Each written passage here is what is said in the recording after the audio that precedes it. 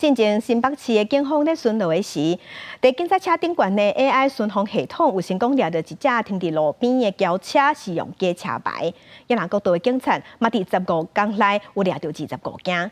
其实有真侪车，内底真侪车拢是盗别人的车牌。宜兰事实上假车牌拢做了较歹，这有路的程度嘛无好，警方拢会当判断是真的也是假的。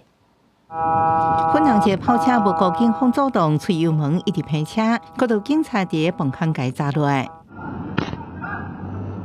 警方已经提醒出来，驾驶虽然是锁车门抵抗。先下车，先下车，先下车。要汽车驾驶路径被查到，车主拢是挂假车牌。今年8月11开始，国道警方15天查到25件。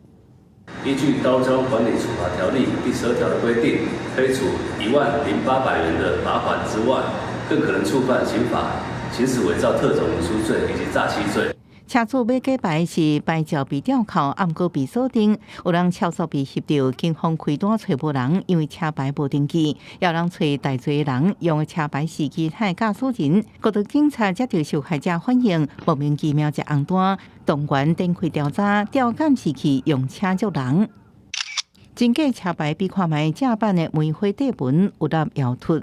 后边考察小可白色车号是雷射雕刻，翻到倒来盗版车牌，敢若是边境道明显无同。AI 巡防系统突然对路边停靠之自小客车发出告警显示，员警随即上前盘查，发现该自小客悬挂伪造车牌。新北有10人买权利车冒用别人车牌，警方的 AI 巡防系统侦测出问题，暗过假车牌乱象，全台拢总府要安怎有效防治，这是目前上重要的问题。记者综合报道。